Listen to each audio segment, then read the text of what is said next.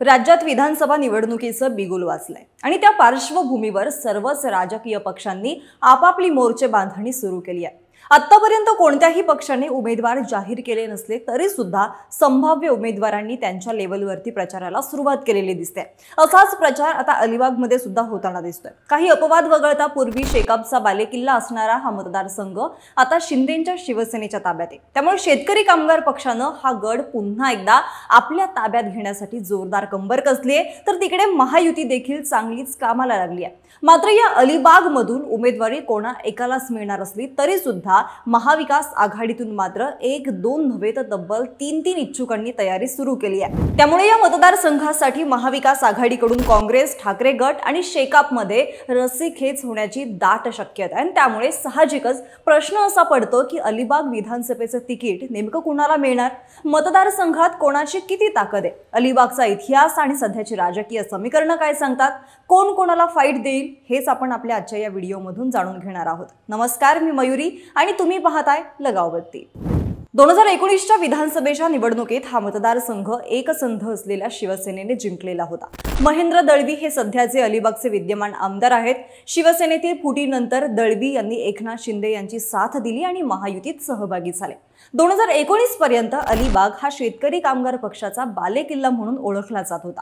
एक दोन अपवाद सोडले तर या मतदारसंघातून सातत्याने शेकापचे उमेदवार निवडून आलेत। त्यामुळे यंदा सुद्धा महाविकास आघाडीने हा मतदारसंघ शेतकरी कामगार पक्षाला सोडावा अशी मागणी शेकापने केली आहे। सध्या शेकापमधून मतदारसंघ शेकाप सरचिटणीस जयंत पाटलांच्या सुनबाई चित्रलेखा पाटील यांनी तयारी सुरू केली आहे, तर दुसरीकडे महाविकास आघाडीकडून काँग्रेसचे उमेदवार म्हणून काँग्रेसचे महाराष्ट्र प्रदेश सरचिटणीस ॲडव्होकेट प्रवीण ठाकूर यांनी देखील निवडणूक लढवण्याची इच्छा बोलून दाखवली आहे। 2004 मध्ये या मतदारसंघातून काँग्रेसचे मधुकर ठाकूर निवडून आलेले होते आणि त्यामुळे महाविकास आघाडीकडून हा मतदारसंघ काँग्रेस पक्षासाठी सोडण्यात यावा असा आग्रह पक्ष कार्यकर्त्यांनी लावून धरलाय।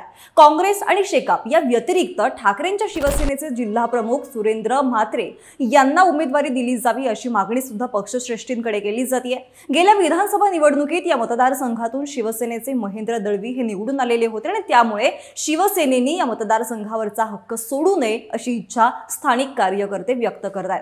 त्यामुळे अलिबाग मुरुडच्या जागेवरून महाविकास आघाडीत सुद्धा पुन्हा एकदा नव्या वादाला सुरुवात होण्याची शक्यता दिसते।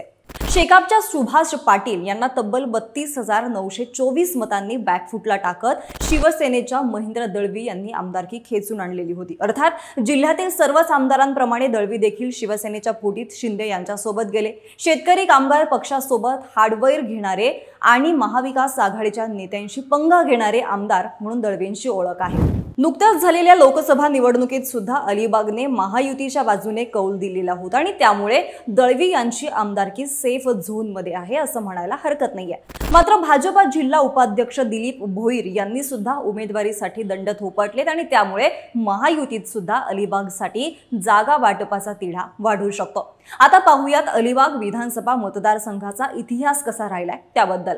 2008 पर्यंत या मतदारसंघाला उरणचा काही भाग जोडलेला होता। मात्र 2008 मध्ये पुनर्रचना झाल्यानंतर हा मतदारसंघ तयार करण्यात आला। 2009च्या विधानसभा निवडणुकीत शेकापच्या मीनाक्षी पाटील यांनी काँग्रेसचे मधुकर ठाकूर यांचा पराभव केलेला होता।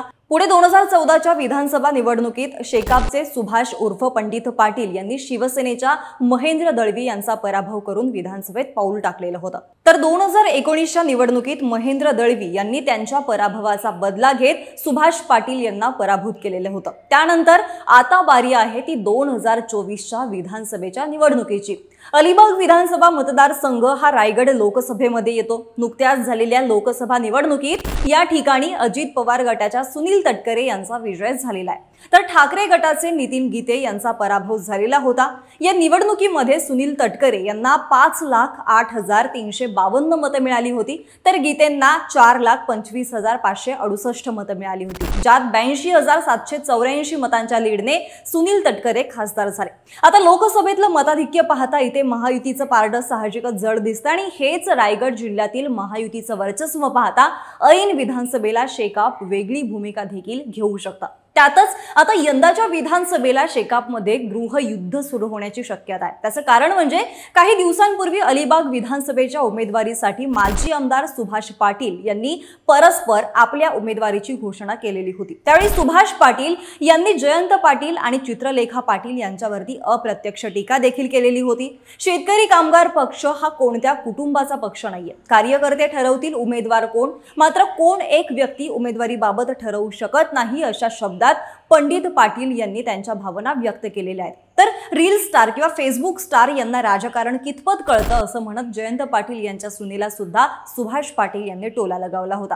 हे सारं पाहता ऐन विधानसभा निवडणुकीपूर्वी शेतकरी कामगार पक्षात घरगुती कलहाला सुरुवात झाली आहे। मध्यंतरीच्या काळात शेकापला घरघर लागल्याची स्थिती निर्माण झालेली होती। विधानसभेत संख्याबळ नसताना सुद्धा विधान परिषद निवडणूक जिंकण्याचा करिश्मा असणारे शेतकरी कामगार पक्षाचे जयंत पाटील यांचा विधान परिषद निवडणुकीत पराभव झालेला आहे। त्यानंतर शेकापचा ढासळता बुरुज सावरण्यासाठी आजचे नेते सरसावले। विशेषतः देशात इंडिया आघाडी तर राज्यात महाविकास आघाडीमध्ये महत्त्वाचा प्रादेशिक घटक पक्ष म्हणून शेतकरी कामगार पक्ष महत्त्वाच्या भूमिकेत आहे।